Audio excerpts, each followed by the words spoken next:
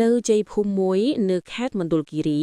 មានព្រៃចាស់មួយដែលគេហៅថាព្រៃអារក្សគេនិយាយថានៅសម័យខ្មែរក្រហមមានជំរុំជនភៀសខ្លួនមួយនៅទីនោះហើយមនុស្សរាប់រយនាក់ត្រូវបានសម្លាប់ដោយគ្មានមេត្តាវិញ្ញាណពួកគេមិនដែលចាកចេញហើយនៅយប់ខ្មៅងងឹតគេឮសំឡេងយំស្រែកនិងសំឡេងអ្នកដែលកំពុងរត់គេចពីសំឡេងកាំភ្លើងគ្មានអ្នកណាហ៊ានចូលព្រៃនោះទេលើកលែងតែក្រុមអ្នកស្រាវជ្រាវវ័យក្មេង3នាក់ដែលចំថតផុសតាំងសម្រាប់កម្មវិធីឯកសាររបស់ពួកគេតួអង្គមានដូចជា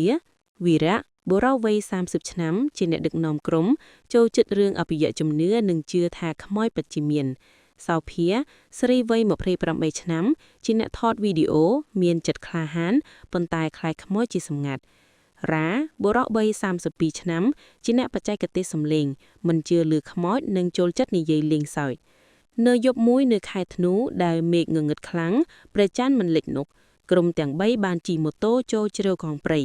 ពួកគេបានដាវជើងបន្តិចរហូតដល់គ្រឿងសំណង់បេតុងចាស់មួយដែលធ្នប់ជាជំរំវីរៈបាននិយាយដោយសំឡេងទាបថាមើលនេះហើយជំរំចាស់ខ្ញុំបានអានឯកសារគេសម្លាប់មនុស្សនៅទីនេះរាល់យប់សោភាអេងត្រៀមកាមេរ៉ាឲ្យរនិលរ៉ាអេងបើកម៉ាស៊ីនថតសំឡេងបើយើងចាប់បានសំឡេងអ្វីយើងនឹងល្បីធំសោភាបានញ័រដៃបន្តិចខណៈកាន់កាមេរ៉ាវីរៈខ្ញុំខ្លាចណាស់ខ្យល់ត្រជាក់ហើយស្ងាត់ខ្លាំងពេកបើមានអ្វីកើតឡើងយើងរត់មកម៉ូតូភ្លាមមែនទេរ៉ាបានសើចសឹកឯងទាំងពីរញាក់ខ្លាចខ្លាំងពេកហើយនេះគ្រាន់តែព្រៃចាស់មានសត្វព្រៃឬខ្យល់បក់ខ្មោចអីគ្មានទេបើមានខ្ញុំនឹងសួរវាថាចង់ញ៉ាំបាយឆាជាមួយយិនទេ ពួកគេបានចូលក្នុងសំណង់បេតុងជញ្ជាំងមានស្នាមក្រាបកំភ្លើងនិងសំឡេងទឹកស្រក់ពីលើដំបូលសោភាបានថតជុំវិញហើយនិយាយមើលមានខ្សែក្រវ៉ាត់ចាស់និងស្បែកជើងក្មេងៗនៅជាន់គួរឲ្យអាណិតណាស់មនុស្សទាំងនេះបានរងទុក្ខណាស់ភ្លាមនោះមានសំឡេងដូចជាមនុស្សកំពុងដកដង្ហើមធ្ងន់ៗពីជ្រុងងងឹតវីរៈបានបើកភ្លើងពិននិងនិយាយស្ដាប់មានសំឡេងរ៉ាម៉ាស៊ីនឯងថតបានទេរ៉ាបានងក់ក្បាលបានហើយប៉ុន្តែវាក្រាន់តែខ្យល់ចូលតាមរន្ធជញ្ជាំងកុំគិតច្រើនប៉ុន្តែសំឡេងនោះកាន់តែច្បាស់ដូចជាសំឡេងបុរសម្នាក់កំពុងនិយាយទៀបថារត់ទៅពួកវាមកហើយសោភាបានភ័យខ្លាចណាស់នឹងចាប់ដៃវីរៈខ្ញុំឮច្បាស់ហើយវានិយាយភាសាខ្មែរយើងចេញទៅសុំវីរៈបានព្យាយាមស្ងប់រងចាំបន្តិចនេះគឺជាភស្តុតាងដែលយើងចង់បានរ៉ាឯងថតសំឡេងនោះឲ្យច្បាស់រ៉ាបាននិយាយដោយសំឡេងញ័របន្តិចខ្ញុំក៏ឮដែរប៉ុន្តែប្រហែលជាមានមនុស្សផ្សេងនៅទីនេះយើងស្រែកហៅមើលពួកគេបានស្រែកហៅប៉ុន្តែគ្មានចម្លើយរំពេចនោះមានសំឡេងក្មេងៗយំពីខាងក្រៅសំណាំងសំឡេងនោះដូចជាក្មេងប្រក់ទួយម្នាក់ម៉ែឯងទៅណាខ្ញុំឈឺពួកគេបានវាយខ្ញុំសោភាបានយំស្អឹកខ្ញុំមិនអាចទ្រាំបានទេវីរៈយើងត្រូវចេញឥឡូវនេះពួកគេបានរត់ចេញពីសំណង់ហើយដើរត្រឡប់ទៅម៉ូតូ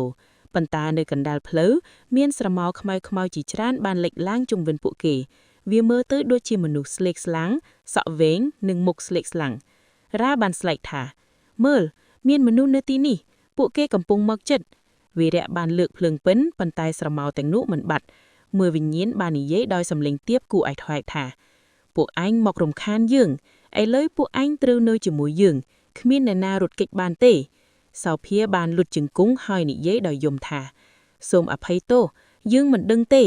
យើងគ្រាន់តែចង់ដឹងការពិតសូមឲ្យពួកញាក់បានសម្រាកសុខប៉ុន្តែសំឡេងយំនិងស្រែកបានបន្លឺកឡើងពីគ្រប់ទិសដូចជាមនុស្សរាប់រយនាក់កំពុងរត់គេចហើយស្រែកឈឺចាប់រ៉ាបាននិយាយដោយភ័យខ្លាចខ្លាំងថាខឿងខុសហើយខ្មោចមានពិតមែនជួយយើងផងយើងនឹងមិនមកទៀតទេភ្លើងពិនរបស់វីរៈបានរលត់ភ្លាមហើយភាពងងឹតបានគ្របដណ្ដប់អ្វីសំឡេងស្រែករបស់ពួកគេបានបន្លឺកឡើងរួចស្ងប់បាត់